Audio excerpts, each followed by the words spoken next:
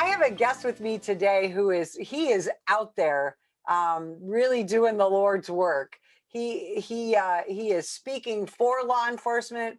He is and his organization are reporting on what law enforcement is doing. You know, the good, the bad, and the ugly. Kyle Reyes from Law Enforcement Today. Welcome to the program. Thanks for having me on the show. Now, Kyle, you're not a police officer, and yet here you are. You are neck deep in this profession. How the heck did that happen? You know, it was kind of by accident. So my background, I worked in the media for years. I was a producer of news and special projects, and I run a marketing agency. And so we did a ton of pro bono work in the law enforcement space. We had vowed to donate $1 million in services to tell the stories behind the uniforms because most of my friends and family are in law enforcement. And a few years into that, Robert Greenberg, Captain, the founder of Law Enforcement Today, he asked me to be the national spokesman for LET. And I said, you do realize I'm not a cop, right? He said, yeah, that's exactly why we want you to do it. I said, I'm not following you. He goes, you could do one thing we can't do. So what's that? He goes, well, you can run your mouth and no agency could fire you. And so he was spot on about that.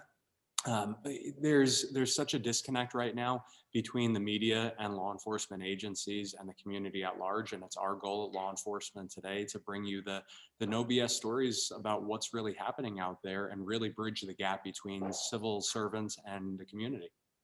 Now, Kyle, and I just have to say, that's one of the reasons I'm the spokesman for the National Police Association, because like you, I can't be canceled. Right. Yep. I own my own training company, so I'm the boss. You can't call somebody and tell them to fire me. I'm retired from my police agency. And that's the thing. We how does cancel culture affect the media and the news that people get today? How does that affect it? I mean, it's out of control. So if we look all the way back the last couple of years in terms of what's happening with censorship on social media, censorship and cancel culture really go hand in hand right now. So we're seeing massive widespread throttling of pro law enforcement voices. We've experienced it at Law Enforcement Today on Facebook and Twitter and Instagram and YouTube, you name it. We've had our share of trolls come out at our marketing agency because they know the work that we do in law enforcement, and so they've gone after us in the past. But cancel culture is this terrifying arena that we're in right now where, whether you are a pro law enforcement or conservative, or you say something that people don't want to hear, it's immediately, let me shut them down and put them out of business. And that's kind of scary. Civil discourse is dead.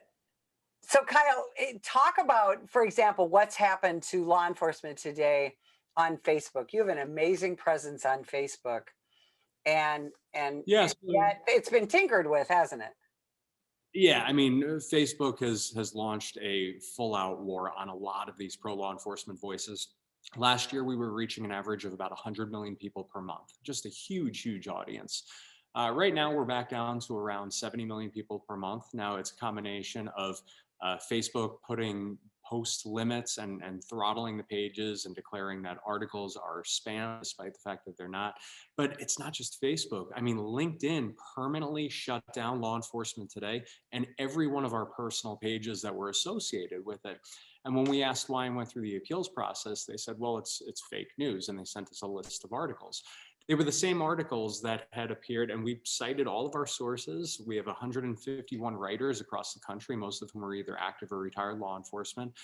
All sources were cited. The same articles appeared on everything from CNN to Fox News, but these trolls came out in full force and they reported it as fake news. And LinkedIn turned around and said, well, we don't have to prove that it's fake news. We're just shutting down all of the pages. So it's out of control. And when you think about, we have 850,000 law enforcement officers in America. You consider the amount of retired officers, the amount of businesses that operate within the industry. There's a huge presence of people who work in the law enforcement arena, and yet LinkedIn decided that they don't want to hear those voices. See, that's just extraordinary, and it's nothing more than censorship. It's absolute censorship, and because they are a private company, you basically have no recourse, and that's the same with all the social media companies. And I know it's very frustrating because I will tell people that what you guys do at Law Enforcement Today is you report facts and you source them. And I know that you do that because you have to. And your team of writers, they're absolutely extraordinary. And yet, you're being told by LinkedIn that you're fake news. You're being, pushed down, at Facebook and Instagram. And that just must be incredibly frustrating. Do you think that there's legislation that can change any of that? Yeah, I mean, I think that we have to look at the Communications Decency Act of 1996, which we've been preaching about for literally years now. Here's what's scary. I don't think anything's going to change because I think the biggest opportunity that we would have had to see change would have been under President Trump because he was pushing for it. He was vocal about it. That obviously has gone away. And I think the sad truth of it is that a lot of these big platforms have such highly paid lobbyists, and so many of them that are operating on both sides of the political spectrum, Democrats and Republicans. They will not allow this to happen. And it's scary, regardless of whether or not people like or support President Trump. If we look at the mass censorship and how every single one of these platforms has removed him, well, that's President Trump today. That's you tomorrow, whether you're on the left or the right. And that should terrify every single American, regardless of political affiliation. So is there legislation that could be passed? Absolutely. Should we start regulating these platforms as if they were municipalities? Perhaps. I think that's a strong step in the right direction. But, again, it's us today. It's President Trump today. It's everybody tomorrow. Kyle, what is the advantage for politicians or for certain groups to create this hatred of law enforcement, to gaslight, to literally throw gasoline on the flames of the hatred of American law enforcement? What's in that for these groups? What's their advantage? I think people are afraid of cancel culture. I don't think it's so much an advantage as much as it is. I think that they are terrified of the vocal organizations that come out there and call for their cancellation. And listen, I'm of the belief that you can only pander so hard, right? Like, let's look at Reebok and Walmart. These two companies came out and pledged $300 million combined towards battling racial inequality. Huge donations to the Black Lives Matter movement. Well, what were some of the first stores that were burned down in some of the recent riots? Were these locations? You can only pander so hard to this cancel culture, and you're going to be next on the list. Well, those Black Lives Matter people in leadership need all those new houses, right? That's correct. And that's the thing is people, nobody wants to be called a racist. That's one of the most abhorrent things you can say to someone in this country is you're a racist. And yet we have, we're law enforcement officers by the very nature of our jobs. We're being told that we have bias, implicit bias. So we're biased even though we don't know we're biased. We've kind of lost all logic. And one of the things that you do, Kyle, is that you get out there and you also do training. You talk to law enforcement leadership about how they can combat these attacks, how they can put their police officers and their police departments in a more positive light. And I think that's really lacking in law enforcement leadership today. Talk a little bit about what you do, how you do it, and how you think police leaders should respond to some of these outlandish attacks. Yeah, I mean, listen, when I worked in television, we learned how to take a 7-second piece of body cam or dash cam footage, take it completely out of context, and make law enforcement look bad. We were trained on how to do that because it was good for ratings. That was back in the early 2000s is when I was trained on how to do that. So now we do at our marketing agency, the Silent Partner Marketing, we do a lot of public relations and crisis communications. We work with a lot of unions and train them on, first of all, how to manage the crisis, because it's, these crises are happening every single day in so many different ways. But we also teach them how to be proactive, and how to get out in front of the community. So many of these agencies and unions for that matter have antiquated social media policies that go back to the first few years of Facebook. They don't utilize Instagram or TikTok or Snap or any of these platforms to build positive community relations. And as a matter of fact, they tend to sometimes go after officers that are doing it in a very positive light. They'll give them a hard time for doing it on duty if they haven't gotten sign off on it in advance. But those are, I mean, how many, listen, you've seen it before. How many cops hate dancing cops? Right? Exactly. All the time.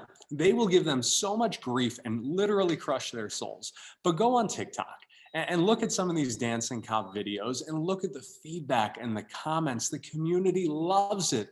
Wouldn't we rather see the community having those positive conversations and having a good time than see the big push for the defund the police movement? And it's also an opportunity for agencies and unions to get out there with facts.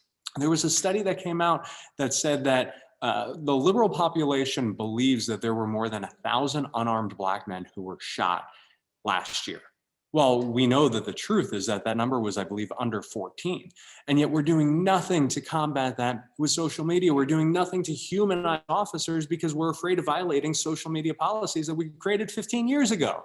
And so one of the things that we work on is how to update those policies and how to build those community relations and engagement before it's too late, before you have that officer involved shooting that, even though the optics of it are very, very bad, it may have been a justified shoot, but it doesn't matter because once the media gets a hold of it and once that 7-second out of context body cam footage is released, it's game over. Absolutely. That's so well put, because very often the truth doesn't matter. It's rather it's the last piece of video that somebody saw on their Twitter feed or on their Instagram. And you're absolutely right. My husband and I are out there talking to law enforcement leadership as well. And you've got a lot of law enforcement agencies that are just kind of now getting on the Facebook train, and that's so 15 years ago. We've got to look at Instagram, Twitter, Snapchat, TikTok is the big thing now, and TikTok is so user friendly for law enforcement, and there are so many young police officers out there in agencies who absolutely know how to make these 25-second feel good videos showing the public the good things that we do. It's not just about Facebook, and everybody loves a good, you're right, even though I hate them, a good dancing cop video. Everybody loves a police officer saving a puppy. Everybody loves a police officer at a child's birthday party because that child was bullied. We don't do a good enough job of showcasing the amazing and heartfelt things that police officers do. And so people have this absolute false information in their head that all police officers do is hunt down young armed Black men to try and kill them, right? But I mean, a lot of it comes down to the humility that law enforcement has. The humbleness of saying, that's not why I do it. I don't do it for the community relation accolades. I don't do it for the awards. Cool, great. And I appreciate that tremendously. But if you're not putting it out there, there's only one narrative that is out there, and it is that anti-law enforcement narrative. We do. So right here behind me, some of your viewers are probably going, what is with all that booze behind this guy? Well, to us, this is a big story. So we invite active and retired emergency responders and veterans to the Whiskey Wall. And this is part of our studio at Law Enforcement Today. They bring a bottle of whiskey. We sit, and on camera, we share a cocktail, and they tell you a story about a good day on the job and a lousy day on the job. And then their name goes on the bottle, and the bottle goes on the wall. This is how we humanize them, to show that there are good days and there are bad days. And so we've traveled across the country with this show, trying to tell these stories. We've had the first officer in the door at the Pulse nightclub shooting, the Aurora movie theater massacre, Sandy Hook, Parkland, Dallas 5 survivors, because these are stories that are happening every single day, stories of heroes, stories of quiet warriors protecting people stories of deliveries on the side of the highway. And agencies are so quiet about that because that is not why they do what they do. But I'll tell you what, if they don't start telling these stories, we're going to be in a lot more trouble, because this defund the police movement that focuses on the idea of systematic racism, as opposed to the facts that show that that's not actually applicable or true, that is the narrative that the media runs with. Absolutely. And you know, you're doing so much to combat that that narrative at law enforcement today. What is in this terrible, you know, age of 2021 and the defund the police? Now we're talking about not just reimagining the police, but now we're talking about let's eliminate the police, or let's you know, take their weapons away. What's your focus at law enforcement today on these insane new initiatives concerning law enforcement? So I actually think the abolish the police conversation is a great conversation. And I'll tell you why that's a great conversation, because it's so extreme. It is so extreme that it's taking people who were in the middle of the road going, yeah, maybe we should defund the police. And those people are now going, whoa, whoa, whoa, whoa, what? I mean, look at New York City, right? New York City, it's like Gotham City when they released all of the criminals. And that's literally what's happening in New York City. We saw it at the beginning of COVID, where these, you know, Rikers Island inmates were being released with gift cards and hotel rooms. So now all of a sudden people who may have been like, I'm not a big fan of police because I once got pulled over and a cop screamed at me because he was having a bad day, they might have been pushing for that defund the police movement. And now all of a sudden, like, wait a minute, abolish the police? That doesn't make any sense. And so I think that the extremism of, you know, the squad, for example, pushing to abolish police, I think that's the greatest conversation that could be happening right now, because it's taking people who are in the middle of the road and making them realize we have a problem. You know, I think the facts of the defund the police movement, removing like, listen, if we all of a sudden saw a massive surge in the number of people who were dying of heart attacks, are we going to say, you know what, we got to get rid of doctors because doctors suck? Well, it's time to eliminate cardiothoracic surgeons. Or are we going to say, you know what, if we have a lot of people dying on the table, maybe we need to provide some better training for them? And so one of our goals at law enforcement today is to educate people on what's happening in the community, what's happening with this defund the police and abolish the police movements, and why it's so necessary to provide more and better and advanced training to law enforcement. I've never heard a cop in my entire life say, you know what, I think we have too much training. I think we need less training. I'm the best shooter that's out there. You know, we have the best de-escalation in the world. Every single one of them wants more training. And so we should be delivering that, or at the very least on our side, educating people on why that's so crucial. And yet, when we talk about defunding the police, one of the first things that goes is training. And, you know, we're having a national conversation right now about taser versus firearm. Most police officers train with that taser once a year, if that. And Yep. and right now, even with our firearms, because ammunition is difficult to find, you know, we train with our firearm. You'd think that we'd be on the range every week. And in most police departments, we are doing firearms training maybe 4 times a year. And the less money that we have to pay those cops to train, to purchase ammunition, the less safe the public is going to be, right? Absolutely. And we've also seen, you know, in different schools across the country that train, whether it be state police or local police, removing ground fighting training. I think it's a huge mistake. I think we should be allocating funds, even if it's for officers to go train on their own time and be doing Brazilian Jiu-Jitsu. I mean, BJJ implements tremendous control tactics that keep people alive. It keeps cops alive. It keeps other people alive. There was a sheriff out, and I believe it was North Carolina, who, as soon as he rolled in, he said, we're going to phase out tasers. We're going to eliminate them. How does that make any sense whatsoever? Because now you've got a 5'0", 90-pound female officer who gets attacked by a dude my size. Mhm. Well, what happens next? She will have no choice ultimately but to turn to lethal force. And so implementing more training, more support, everything from taser training to, let's stop removing some of these less lethal options and get these men and women trained on some ground fighting techniques. That's how people stay alive. That's not how they get killed. Well, Kyle, you sound like you have some room for optimism, and I'm so happy to hear that. Now, I think maybe people think that law enforcement today is a news resource just for cops.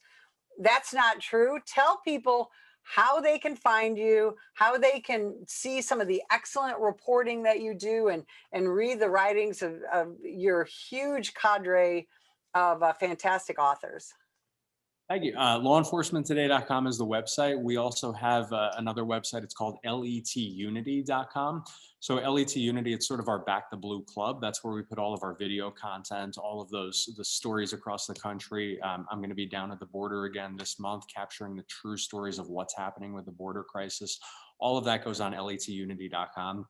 And all of those proceeds get reinvested back into telling more of these stories and hiring more active and retired cops and supporters. But you're right. To us, it's not just about telling stories to cops. I mean, you guys all have that internally, that you're sharing stories anyway. We want the community to see the impact of policing or lack thereof and how it affects your families. I mean, listen, I have 3 little girls and a 4th kid on the way. I'm terrified about the future of this country. And so it's important to my wife and I to know what's going on and to be active and involved and to be able to have those conversations and know how to protect our own family. So we don't just cover what's happening in law enforcement. We cover what's happening, writ large in terms of law and order and the policies that impact law enforcement. So we've gotten grief from some people in the past about being too political, but the reality of it is that politics, whether you're on the left or the right, it impacts our safety in this country. And so we won't shy away from those conversations and those stories because our country is far too important, and we are in such a scary place that we have to start fighting back and protecting what's important to us and our true American values. Kyle Reyes, you are a terrific guy doing an amazing job in a tough atmosphere. We so appreciate you. And if you would like more information about the National Police Association, visit us at nationalpolice.org.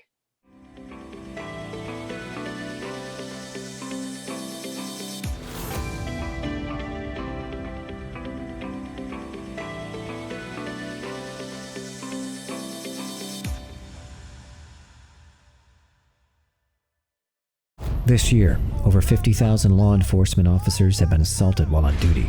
A vast number of these attacks were filmed and uploaded to social media in the pursuit of likes and attention. What they want to do is film you instead of like, what can I do to help this officer? Together, we can change this disturbing trend. If that individual would have hit the right spot, it could have been it for me. Last time I would have saw my wife, my kids. I'm Mike Solon. Law enforcement officers need your support. If you see an officer under attack, then follow these simple steps in order to help. 1. Call 911 and give the officer's exact location. 2. Ask the officer if you can assist. If the officer accepts, then do whatever you can do to safely help. 3. If the officer declines, then start filming and be a good witness. It's time to stop filming and start helping.